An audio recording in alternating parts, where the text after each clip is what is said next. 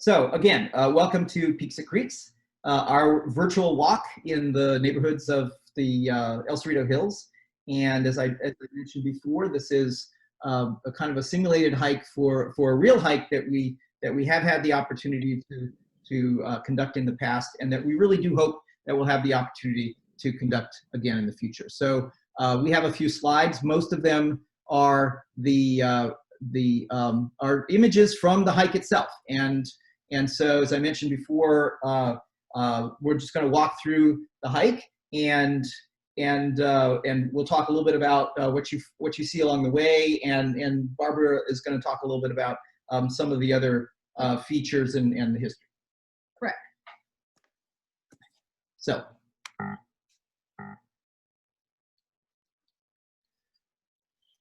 why are we taking this hike? Mainly because Barbara and I have found it over time, the years that we've been doing little hikes in the hills, fun to try to find where the various creeks are actually running. Most of them, of course, were wild, and a lot of them have been culverted in the neighborhoods.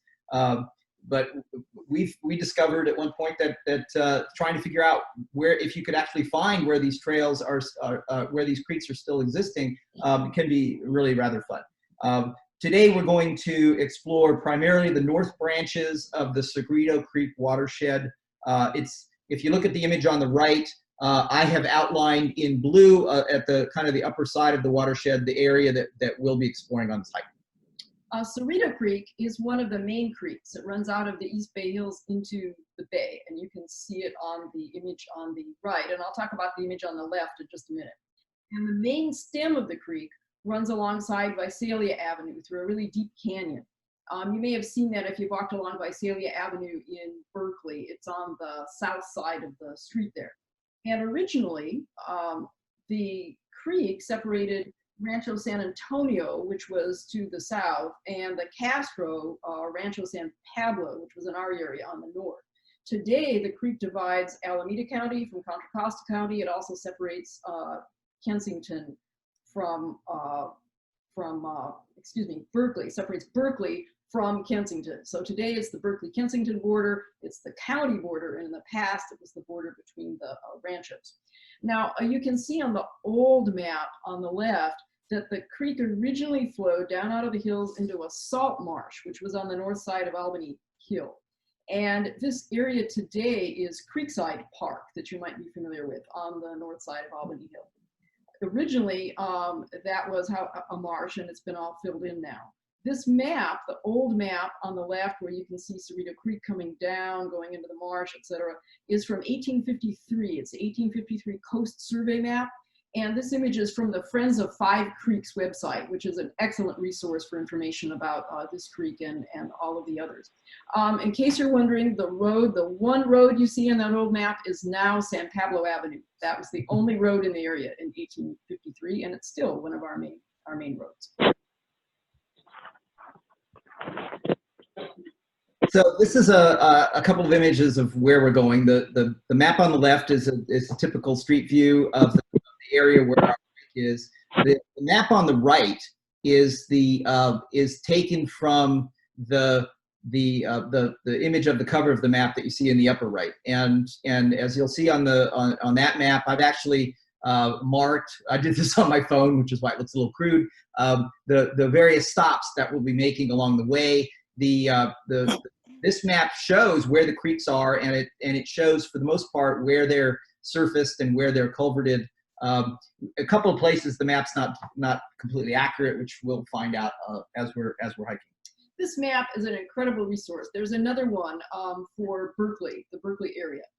I got these online from the Oakland Museum. I believe they're available from other sources as well. They're not very expensive, less than $10 per map. It's an incredible resource if you're interested in looking for the creeks.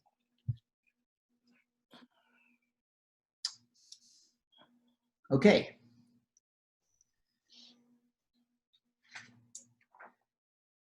So we're going to talk for a minute about how we are going today. All of the photos that you're going to see were taken from public sidewalks and streets. It's not necessary or advisable to peek onto private property for these peeks at creeks. You shouldn't peek through doors, climb over fences, perch in trees. Not only is this not courteous to our neighbors in El Cerrito, it's embarrassing if you get caught, as you can see here, and it can also be dangerous. And just to clarify, this is me, and these photos are staged. These are not pictures of me actually misbehaving. And these are also not pictures of us misbehaving on other people's property. These are all sort of around our own house. So, stop one. Stop one.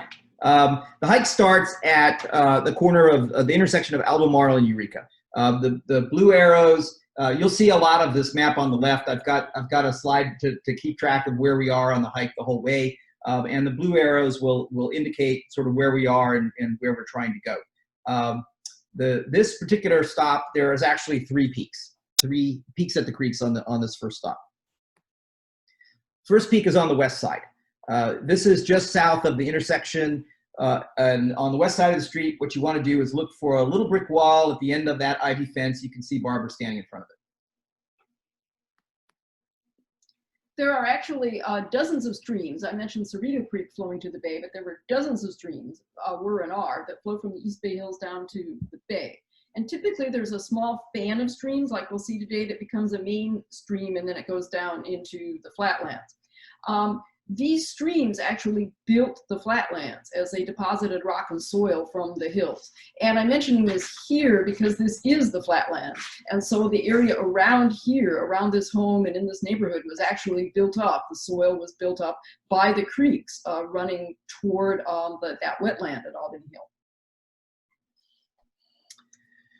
So this, along this stop on the other side of the street, actually sort of catty corner across the intersection, is a corner property surrounded by this fence that you can see. The creek runs diagonally across that property and enters a culvert. If you look on at the bottom of the image on the left, you'll see a little bit of a cement pad sticking out from under the fence, and that's actually where the creek enters the culvert and then crosses the intersection.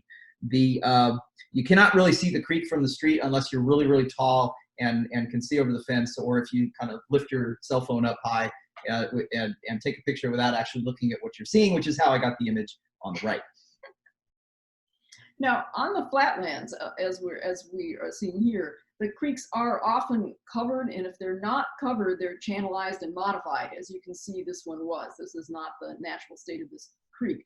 Sometimes this is done by cities, sometimes by developers, and sometimes by private landowners. I mentioned Creekside Park, where the wetland used to be a minute ago, and that entire area has been extensively modified and filled. The creek that you see there was channelized, a lot of it in concrete. That was done in the late 1960s, around 1970. Supposedly, back in the 1950s, you could still see some wetland there, but no longer today. So to get to the last peak along this stop, you walk up a block on Eureka and then north on Clayton, just past the house on the corner. This one is really easy to find. And you can see along this creek that there's a lot of vegetation, a lot of trees. And if you go looking for creeks, this one or any others, one clue that helps you to look for creeks is a line of trees or vegetation, especially where you don't see any other vegetation. Especially if you see redwoods or large trees, it's often a sign that there's water there, that there's a creek. The old photo at the bottom, which I also obtained from the Friends of Five Creeks, shows the line of trees that used to mark Codornices Creek in Berkeley. So basically, this is not Cerrito Creek, it's Codornices Creek. There's a line of trees and sort of in the foreground before you see Albany Hill. That creek, by the way, is a very fun creek to follow as well. There's a lot of pieces of that you can see today in Berkeley. So our next stop, to get there, you go across Ashbury, up Hotchkiss to where Hotchkiss jogs at Pomona. This one is a single peak through a hedge on the east side of the street. This is Barbara standing in roughly where you look through a gap in the hedge, and if you hold your phone up so that you're missing the branches, you can get an image kind of like you see on the right. So stop number 3, you will continue up Hotchkiss to Colusa. There are 2 different peaks at the creeks at this location. The first is a really open view of a landscaped creek bed through the homes on the corner. There are several homes on this corner that actually share a common driveway, and the creek bed flows through the middle of these properties. The right side picture actually shows one of the home's windows that's right there along the creek. As you go higher into the hills, the creeks tend to become more and more natural, less modified, but they can still be modified. And this is an example of one that has been extensively modified across this property. People have put in concrete and stones, etc. So on the east side of this intersection, there is a little bit of a smaller view that is a narrow peak through the trees behind a fence that's right there along the sidewalk.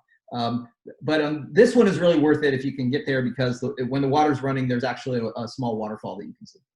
The water has to be running though. This time of year, there's in fact, you'll see in a lot of the images we have here that there's really even no waters in the creek at all. But in the winter, this is very pretty. Okay, let me take this off. So the next stop here is at the gully bend along Calusa. You can see from the map, this is actually a separate branch of the creek. Okay.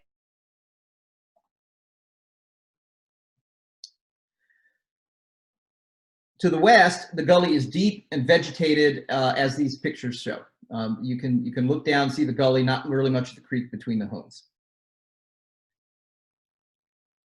On the east side, there's a rather narrow gully behind a cement culvert, which again you can see on the picture on the left. It's next to that light pole, and then the image of the creek itself is on the right.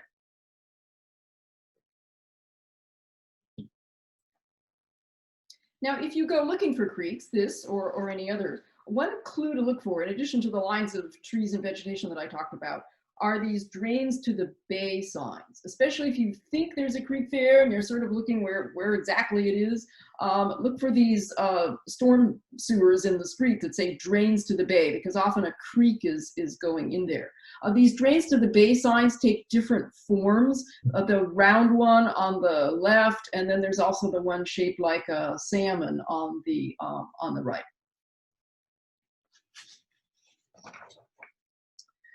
So stop 5 is actually just further up the same branch of the creek where it crosses Balra.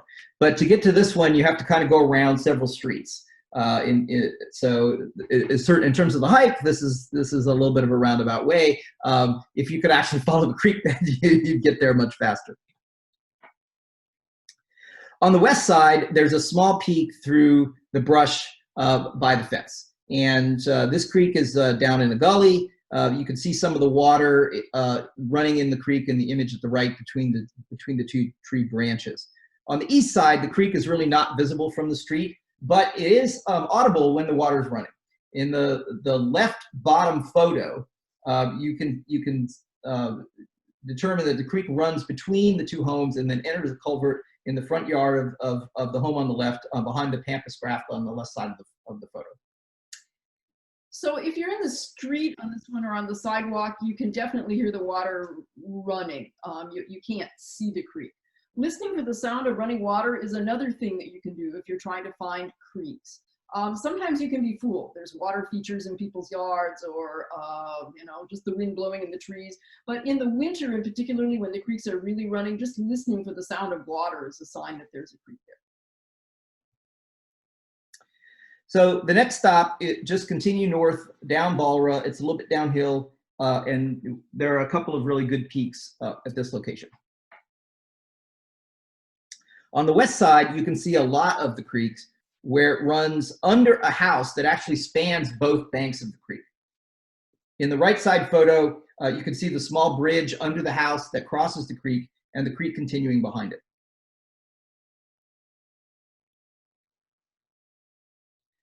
On the east side, the creek is behind a low wooden fence. The creek bed here is particularly vegetated. A creek, as you're probably all aware, is an ecosystem. It has its own vegetation, insects, birds, fish, and mammals. In the past, the creeks that we've seen today would have had redwood trees, bay trees, oak, maple, raspberries, different kinds of ferns. There wouldn't have been any ivy. And just about all we've seen today is ivy, which of course is an invasive plant that has overtaken a lot of the creeks. So for the next stop, you head over to Terrace and up the hill. If you look to the right as you climb Terrace, you can see some glimpses between the homes of the creek bed behind them, because the creek is running parallel to Terrace on the south side. As you can see from the map, these next two stops are just above where two branches meet to form that creek. But the northern side is kind of a phantom stop. The image on the right shows where the creek would be if it was visible. The map shows that it's visible, which is why it's marked as a stop on the map, but the creek isn't actually there. We have definitely looked for it. You can see a sewer there, though, where it says drains to the bay. And that's the indication that the creek is actually still running underneath the street there. Further, just on the other side of Seaview on Terrace here, the other branch of the creek is visible over a small fence. There's a little sliver of a peak if you look through the fence where Barbara is standing. We think that the best possible view that you can find of this particular creek is through this one little notch in the fence. We did not tear off that little piece of plank so we could see through there. That we found it that way. Again, keeping with the spirit of not being intrusive with our neighbors. And the photo on the right is the view that you get. The photo on the right is the view that you get through that little notch. So I'm going to stop here and pause the recording for a moment so we can get those two file sizes as I mentioned, and then we'll pick that back up in a second.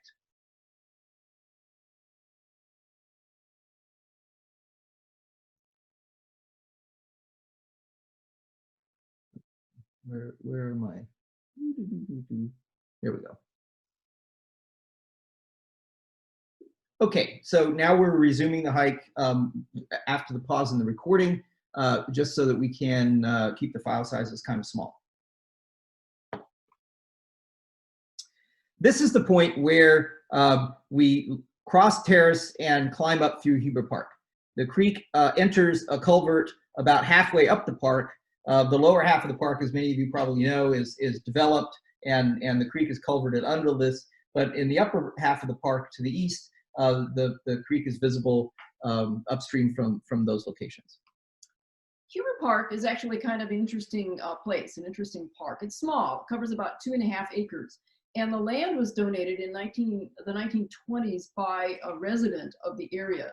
I read that it was donated because this was considered, in quotes, an unattractive watershed. And I guess they meant unattractive for development, and that's why it was donated.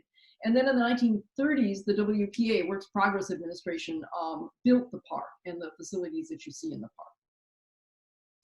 Where the stream enters the culvert, it also fills a little pool by the playground, which is near the spot pictured on the right. This was probably constructed also in the 1930s. Upstream from that, there's a bridge to across the creek to a side trail near the upper entrance to the park. There's also a second, smaller stream bed to the north that's actually not marked on the maps. This stream bed appeared, we traced it the other day actually, and it appears that it joins the primary stream bed somewhere under the developed portion of the lower part of the park. Right. To the next stop, you leave the park through the upper entrance, and then go a couple of houses to the left up Terrace. On the west side, there's a view of a creek gully between the homes. It's a fairly large gully, actually, but the creek itself is kind of hard to see. As you can see from the right, there's a fence, of course, and this is a fairly large space between a couple of homes that's heavily covered with ivy. So seeing the creek itself is a little tricky here. It's down in there somewhere. In the winter, you can hear it running. That's right. On the east side, there's a slim view of a creek behind that wall that you see in the bottom left of the left-hand photo. it's at the foot of that driveway, but you really have to have a long neck to be able to kind of see around that. I again just kind of lifted my camera up above my head to get the image on the right. Oh, I mentioned a little while ago that the creeks are ecosystems or habitats. And as you go upstream, they look more and more natural, and you might think that they are original ecosystems or habitats, and they actually are not. A lot of things have happened to the creeks. As the native vegetation was removed for development, building homes, etc., that caused soil to wash into the stream, and then that soil added silt to the streams, and a lot of the fish habitat was destroyed. Other things have gotten into the water, occasional sewer leaks, pesticides, chemical runoff. People dump things in the creeks. Even just dumping yard waste and grass clippings in the creeks alters the chemistry of the water. So the water that you see and the rest of the environment in these creeks, even though they're very attractive, is not what it originally was. It's not an ideal habitat. So from this spot, the map shows a visible creek further upstream at the more or less where Contra Costa, Franciscan, and Highgate all meet. But we didn't find it. So we've decided that there's really no need to hike up the hill to try to look for a place that doesn't exist. So if you're following this hike on your own sometime, you don't need to try to find that portion. We have looked a couple of times. We have looked a couple of times. No creek there. Couldn't believe it, but because we're just too slavishly believing that the map has to be accurate. So instead, what you can do is take Terrace up to Shevlin, turn left, and then go almost all the way down Shevlin to Stockton. This is actually a little bit deceptive because the Shevlin dips, and you would think that the creek would be at that dip, but it isn't. It's actually kind of uphill a little bit closer to where Shevlin meets Stockton.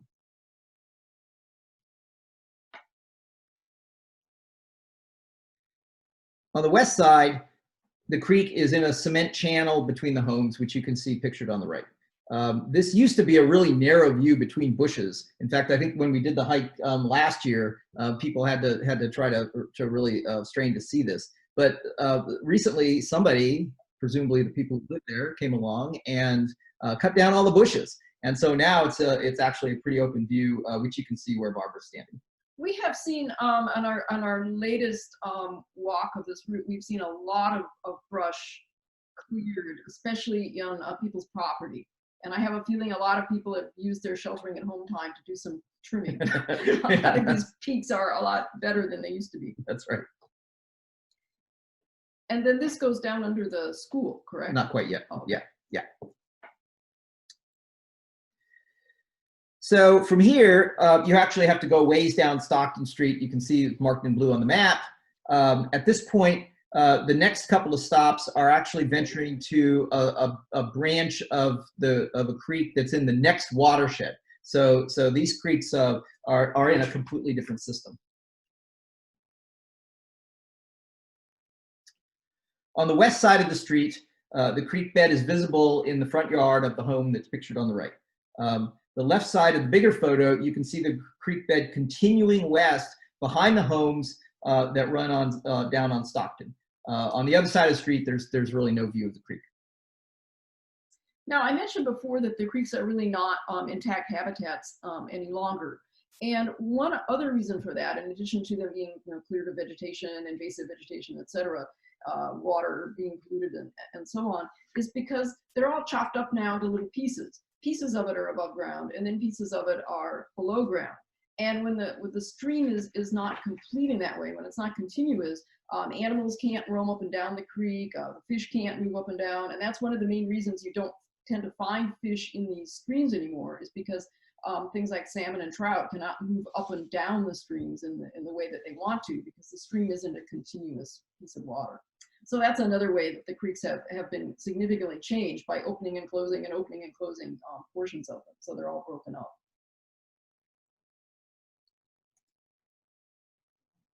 So to get to the next stop, you go back over to Stockton and continue downhill. And as I kind of mentioned, the creek in this case is running behind the homes on the north side of Stockton.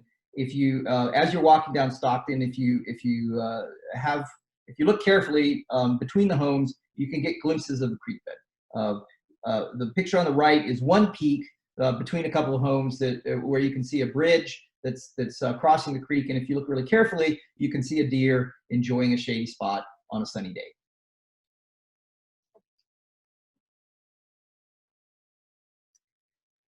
So the last stop is just north up Balra off Stockton.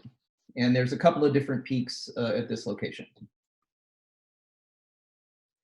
On the east side, you can find a very open view of the creek coming down the slope behind the homes on Stockton. And as you can see on the left side, it is really very easy to spot and very easy to see where that's heading up. This would be up the creek bed behind the homes where that you could peek between as you're walking down Stockton Street. In the wintertime, there's a lot of water in this creek. On the west side, between the two homes, there's a clear view of a gully that then takes the creek to a culvert under Prospect Sierra School. Anything you want to add, or is that you covered that already? I covered that. Okay. Okay, so we're actually now at the end of our hike, and this last photo is from the top of Stockton Street. It's on the last part of the hike that we were just doing. If you liked our hike here online, mostly what we hope you can do is someday do it again for real. We invite you to support us. The website for El Cerrito Trail Trekkers is up on the screen, and at this point, I'm going to turn off the screen sharing, and I will unmute the microphones. And if there's any questions or comments that anyone would, well, let's see. I don't think I have a. Can I unmute everybody? No. Okay. Well, if you have a question or a comment on our hike, please either use the raise hand feature in the participant list. Or just unmute your microphone and start talking. We're a collegial group here, I'm sure, and I'll be happy to get your impressions of our hike. And I just want to name of the creek. Oh, I'm sorry. Go ahead. What's the name of the creek again? Well, most of the creeks that we saw, almost all of them, were branches that are not unnamed of Cerrito Creek. They're northern branches of Cerrito Creek that were never actually named. The last little creek that we saw along Stockton Avenue there is also not named, and it's in a different watershed. It's not in the Cerrito Creek watershed. It's in the watershed just to the north of us. Yeah. Thanks. So I see a couple comments in the chat space that we really appreciate. I'm glad you enjoyed the hike, and in response to one of them, yes, we hope that you can all have a chance to do this on your own as well. But even more so, what I would say is that part of the reason that Barbara was talking about some of the different clues that we use to find these is because you're more than welcome to grab a copy of that map and go out and find some of the creeks in some other parts of the hills on your own. Well, that's how we really got started. We followed Codornices Creek in Berkeley because I saw a map that showed that so much of it was open. And Codornices Creek is very long. That took us multiple hikes to cover that one. We went from the bay up and high up into the hills. And then we got interested in the creeks in El Cerrito, and we just got the map that we showed you in the beginning and went out and found pieces and didn't find some of the pieces and made up this walking route.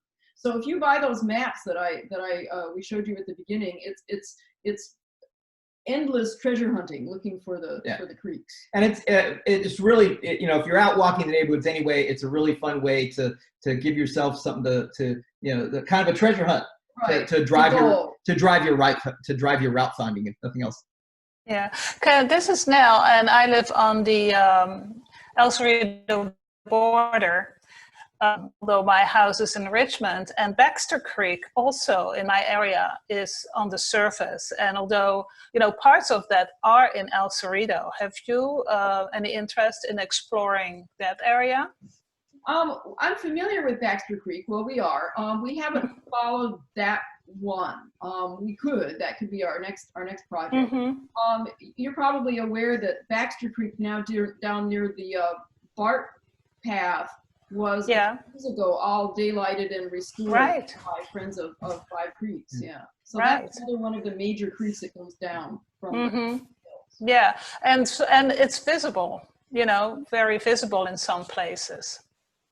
I would say the truth of the matter is that we live at the very bottom of El Cerrito, just a block from the Albany border. And so we've tended to explore a little bit more closer to this side. But by all means, I think we'd love to do some exploring in the rest of the city as well. Branch out, so to speak. Mm-hmm. Good. So I like to point out that earlier I had mentioned Fairview Open Space and how someone wants to build 38 mega mansions there. Fairview Open Space, it's an open area to the north of the hillside, natural area, and you can walk in there from where Tamalpais hits Fairview Street. It's really hard to walk in there now because it's overgrown, but it used to be easy to walk in, and you come to what I think is the longest section of undeveloped creek in El Cerrito. Tell me if I'm wrong, anybody. It's at the end of the property, and it forms a series of cascades. It's really quite a beautiful creek. That might be the longest piece of undeveloped. I mean, it's all been altered in some way. I mean, that creek isn't the way it originally was, 200 years ago, but it could be the longest piece of open, unbuilt. It seems pretty undeveloped to me. I mean, it falls pretty steeply, and I don't know. I'm not saying nothing has happened to it. A good way to access that. Am I on? Can you hear me? You are on. Yep. Okay, I don't know how this works. A good way to access that creek is from Snowden. If you go up Snowden and then make a left, go north, and walk along the property line, you get up, I don't know, you go up about 5 or 6 houses, and that creek comes down. And to Barbara's point that things have been altered, a property owner has hoses and has been irrigating their fruit trees probably for years from that creek. But rather than going in from the Fairview, if you go in from Snowden, it used to be accessible, but I haven't been there in a while, so I don't know. Okay. Things grow up. Well, the goal of So I want to thank everybody who's been able to come to our talk and our walk, and I would hopefully we have given some folks a little bit of inspiration to go out and explore some creeks and find some peaks of their own. Dave, did you want to make any sort of last comments? we do have a website. Please go to it, check it out, and get involved with trail trekkers. We need you. The website URL was on the last slide of our video, so you can go back and find it there. And by all means, let me endorse what Dave said. We are here to reach out to the full community and engage them in both land preservation and in utilizing the resources that we do have. So we absolutely invite as many participants at any level. We've got a number of different ways you can join our membership list and be informed about all the various activities we have. And there are a couple of ways that we have for people to get even more involved in that if you have the time and the energy. So we would certainly welcome that. So with that, I will end our recording. And again, thank you all for coming to our hike. I don't want to call it talk. I want to say this was an actual hike. Yes. Thank you for the hike. Thank you. It was a great show. All right. Thank you. Take care. Goodbye, everybody. Bye.